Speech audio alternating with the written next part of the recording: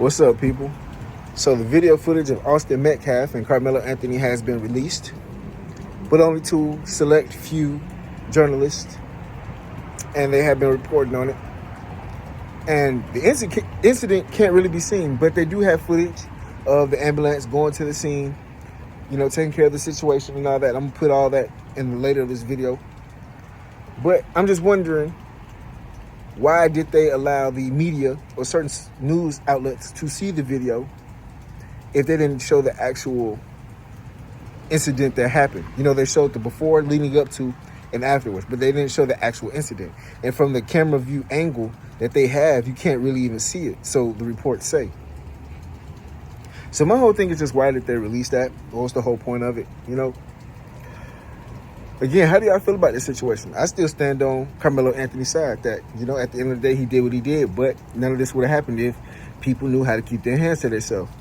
And, certain people feel that they have the privilege to handle situations or put their hands on people and regulate situations and all this without calling the proper, channels or proper authorities. That's how I feel, You can't judge or predict how somebody's going to act when you put your hands on them. That's why they say keep your hands to yourself, or you'll suffer the consequences. You never know how people's going to react because you don't know what people's been through. So it is what it is. Now, some people still feel that the sheriff's office or the county is covering up for Karmelo Anthony, which I find it funny that a certain sheriff's office or anything will cover up for black people. So if they are doing that, then what does that tell you right there? That Austin was in the wrong, that Austin put his hands on somebody and he caused this whole situation. And somebody protected themselves. Because if you switch the roles, you'll say, oh, but he was just defending himself because somebody put their hands on him. Colorism really, or color just really has a lot of people confused when the roles are reversed. And somebody like my shade is defending themselves. But hey, that's neither here nor there. Neither here nor there. Also, I want to point out how I find it interesting that there's no eyewitnesses stating what they saw. Only from the one audio recording I heard from a guy. But other than that, there's nobody who's come out or anything of that sort. No video footage from camera phones, anything of that sort. Of commotion, nothing, and everybody always has something to say, especially people who seen something live and want to give their reaction.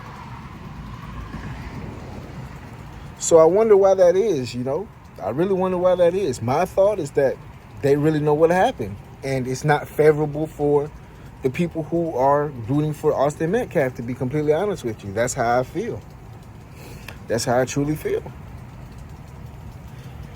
Because I feel like if it was in Austin's right, a lot of more people would come out. More adults or students or anybody who saw it would come out and say, no, this is what we saw. Woo, woo. Everybody's quick with their phones to give their thoughts or recounts or their reactions to things. So I would have believed that somebody would have came out by now. But for the simple fact nobody has, hey. Try to picture this. We're on the 4th floor. We walk into a room and there's a TV with a shot showing half of Kirkendall Stadium. It's a wide shot from the opposite side. And everything that happens in one very small fraction of the screen in the upper left-hand corner. We couldn't zoom in. It's blurry, pixelated. You cannot identify or see victim Austin Metcalf or suspect Karmelo Anthony. It is hard to tell how many people are under that memorial tent. It's also hard to tell what they're doing. But we do know that about 9:55, there's a lot of commotion, a lot of activity that happens at the top side of that memorial tent all the way down to the bottom. At this point, it is hard to tell, and it does not show on camera the alleged stabbing. We do know that there are a lot of people that run away from that scene soon after. We notice a number of what appear to be students running across the bleachers from many directions away from the tent.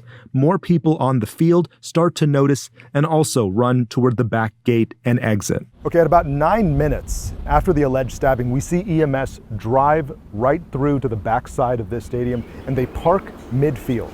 Next, we notice paramedics wheeling out a gurney, but have to walk all the way back to the gate and to the bleachers. There's a lot of activity at the bottom of those bleachers and what appears to be the triage of Austin Metcalf. 15 minutes after the incident, we see people put the tarp over the bleachers, which our helicopter cameras captured. All right, so looking at the timing, there's 26 minutes between the time of the alleged stabbing and the time EMS leaves Kirkendall Stadium with Austin Metcalf. At the same time, what appear to be officers, they are at the crime scene right next to that tent. All of this video will one day be shown in court. A grand jury may see it too in the coming weeks. The attorney for Karmelo Anthony confirms he's seen it, but neither family has disclosed whether they've seen it. In Collin County, I'm Jobin Puneker. Anyways, let me know what y'all feel about this situation. Y'all be safe out there. Love and blessings.